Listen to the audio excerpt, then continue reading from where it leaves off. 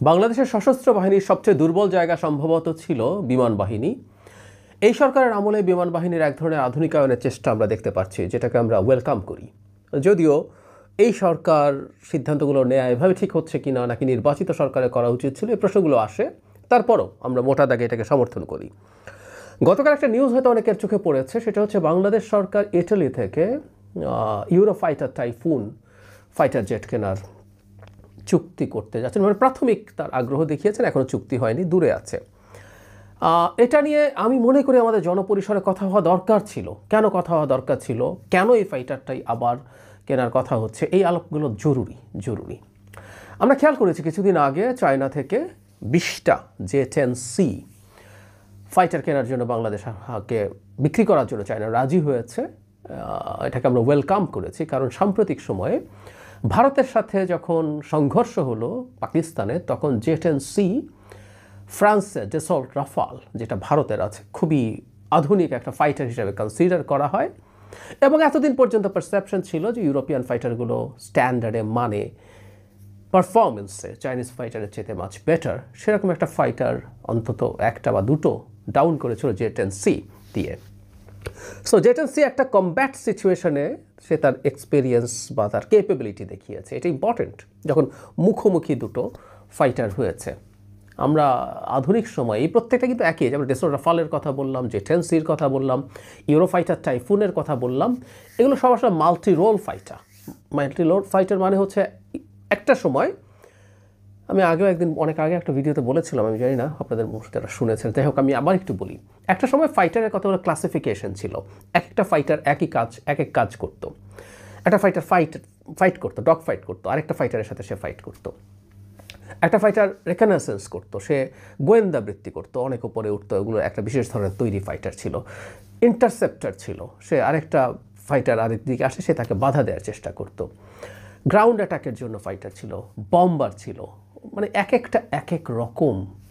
পরবর্তীতে দেখা গেল এর চাইতে বেটার হচ্ছে মাল্টি রোল ফাইটার করা, যেখানে একই সাথে বিভিন্ন রকম কাজ করতে পারে, সব কাজই। সে ডগ ফাইটও করবে, সে ইন্টারসেপ্টও করবে, সে রেকনেসেন্স করবে, এবং সে গ্রাউন্ড অ্যাটাকও করবে, বম্বিং করবে, বম্বার হিসাবে ইউজড হতে পারে। এগুলো প্রত্যেকটা মাল্টি রোল ফাইটার। বাংলাদেশ এখন মাল্টি রোল ফাইটার কিনতে চাইছে, এবং এগুলো জেনারেশনে অলমোস্ট একই, 4.5 জেনারেশন বলে।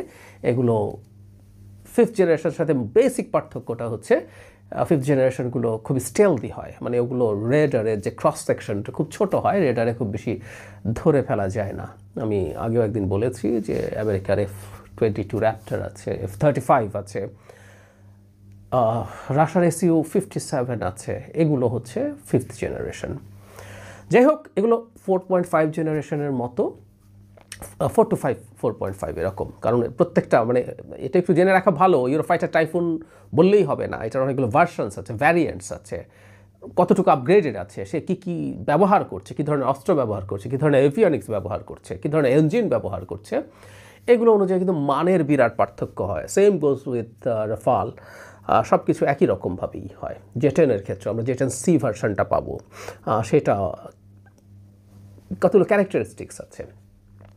যাই হোক, যে প্রশ্নটা খুব জরুরি হিসাবে আসা দরকার আমাদের কাছে, সেটা হলো J-10 তার ক্যাপাবিলিটি দেখিয়েছে, যদিও এই প্রশ্ন কেউ করেন এবং আমি অ্যাগ্রি করি, সেটা হচ্ছে J-10 যে খুব ভালো বেশি ফাইটার বলেই পেরে গেল, নট নেসেসারিলি। এখানে এই প্রশ্ন আছে আমাদের সামনে, এই প্রশ্ন তোলা হয়েছে এবং লজিক্যালও। সেটা হচ্ছে চায়না সম্ভবত পাকিস্তানকে তার গোয়েন্দা তথ্য সহ আরও অনেক সাহায্য করে এই ফাইটারগুলো ডাউন করতে সাহায্য করেছে। মানে চায়না চেয়েছিল একটা সাকসেস, যেটার মাধ্যমে সে তার এই ফাইটারকে শোকেস করতে পারে। এটা বিরাট ব্যাপার, আসলে বিরাট ব্যাপার। তার ভবিষ্যৎ ব্যবসা শুধু না, প্রযুক্তিগতভাবে চায়না কোন জায়গায় গেছে সেটা দেখানোর জন্য এটা খুবই গুরুত্বপূর্ণ। সে J-20 বানিয়েছে, সেটাও একটা 5th জেনারেশন ফাইটার নিজের প্রযুক্তিতে। এখন প্রশ্নটা হচ্ছে, এই ফাইটার বেশ ক্যাপেবল, আমরা এটা ধরে নিতে পারি।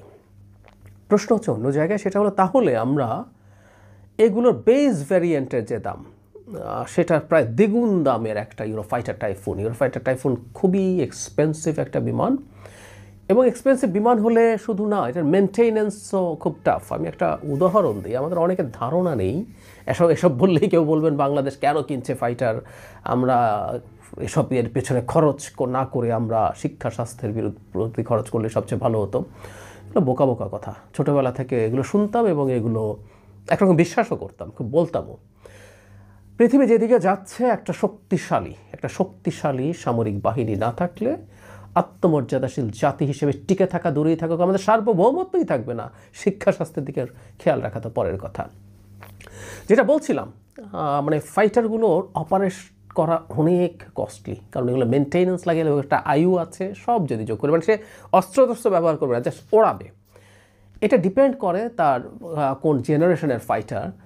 মোটা দাগে 20,000 থেকে 50, 60, $70,000 পর্যন্ত প্রতি ফ্লাইট আর ফ্লাইং আওয়ারে।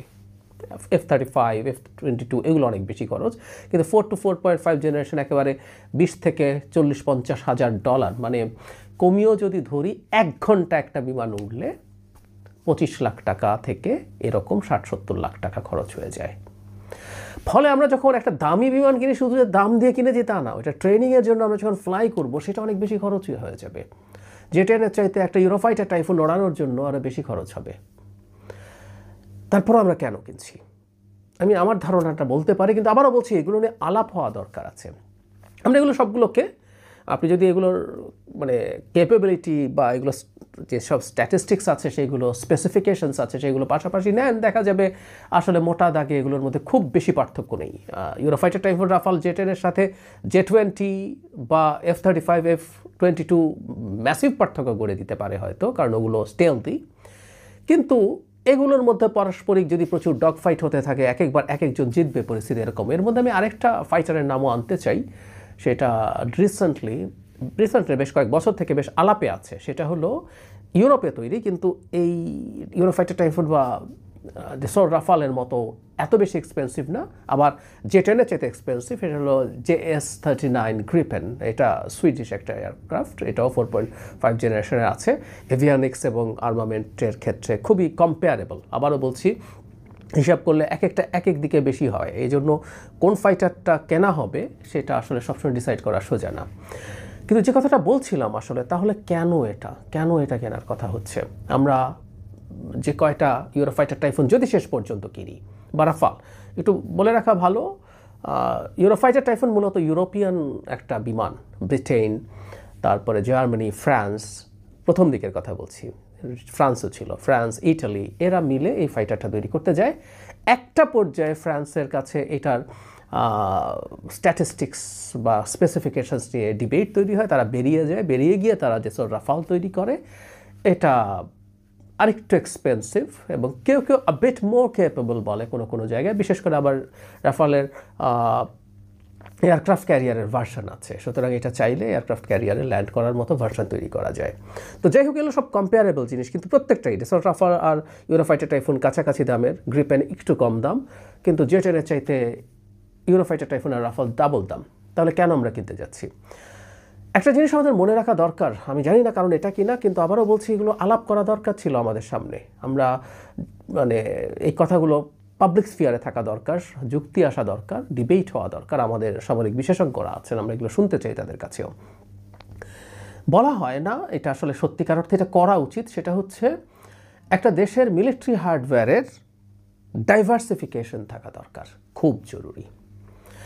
আমরা অনেক বেশি চায়না ডিপেন্ডেন্ট, সম্ভবত না, মোটামুটি নিশ্চিতভাবেই বলা যায় আমাদের 3 বাহিনী অনেক বেশি চায়না ডিপেন্ডেন্ট আছি আমরা। আমাদের মানে মিলিটারির ক্ষেত্রে, নেভির ক্ষেত্রে আছে, নেভির ক্ষেত্রে অবশ্য নৌযানের ক্ষেত্রে একটু অন্যান্য দেশের এক ধরনের ডাইভার্সিফিকেশন আছে। এয়ারফোর্স তো পুরোপুরি অলমোস্ট ছিল পৃথিবীর শ্রেষ্ঠতম। আমি চায়নাকে সরিয়ে রাখি, চায়নার মিলিটারি হার্ডওয়্যারের কোয়ালিটি কেমন সেটাকে আমি যদি তর্কের খাতিরে সরিয়ে রাখি, আমি ধরলাম আমরা সব হার্ডওয়্যার আমেরিকা থেকে কিনবো, আমাদের অত টাকা হয়ে গেছে, সব America dependent, still it's not good. কিছুদিন আগে যখন রাশিয়া ইউক্রেন আক্রমণ করলো, রাশিয়ার বিরুদ্ধে যখন স্যাংশন দেওয়ার শুরু করলো ইউরোপিয়ানরা, আমেরিকানরা, এবং ভারতের উপর চাপ তৈরি হলো, তুমি রাশিয়া থেকে এত তেল কিনতে পারো না। ইন্ডিয়া তখন একটা বড় ঝুঁকিতে পড়েছে, সেটা হচ্ছে সে যদি রাশিয়ার সাথে কনফ্লিক্টে যায়, তেল কম কেনা বা অন্য কোনো রকম কোনো কনফ্লিক্টে, তাহলে তার নিরাপত্তার ভালনারেবিলিটি তৈরি হয়। ভারতের মিলিটারি হার্ডওয়্যার ট্রেডিশনালি, সেই সোভিয়েত ইউনিয়ন ছিল, পরে রাশিয়া ছিল, তার 65 to 70% অ্যাজ এ হোল 3 বাহিনীরই হার্ডওয়্যারের এই পরিমাণ ডিপেন্ডেন্ট, সুতরাং ওই দেশের সাথে যদি কোনো কারণে সুসম্পর্ক নষ্ট হয় তাহলে এটা কারো চাপে হতে পারে অথবা এমনি নিজেদের মধ্যে কোনো কারণে হতে পারে। সেই ক্ষেত্রে এই যে যাবতীয় সাপ্লাই আছে, একটা ফাইটারকে না, আমরা একটা ফাইটারের কথা যদি একটা ফাইটার মধ্যে শুধু ফাইটার না, তার অস্ত্রশস্ত্র আছে, খুবই বেসিক ধরনের কিছু ডাম বম বলে যেগুলো জাস্ট গ্র্যাভিটি বম, যেগুলো জাস্ট এমনি গিয়ে পড়ে, এগুলো হয়তো ভারত বানাতে পারবে, কিন্তু এসব ফাইটার থেকে এখন খুবই sophisticated smart bomb, GPS guided অথবা লেজার গাইডেড বম ফেলা যায়, এগুলো সব ওখান থেকে আসতে হবে। মিসাইলস আছে, এগুলো দিল না, অথবা কোনো পার্টস ল্যাক করছে সেগুলো পেল না, মানে ভয়ঙ্কর ঝুঁকির ব্যাপার। সে কারণেই আসলে কোনো দেশের উপরে অনেক বেশি ডিপেন্ডেন্ট হওয়া একটা স্ট্র্যাটেজিক বা সিকিউরিটি রিস্ক বলে আমি মনে করি।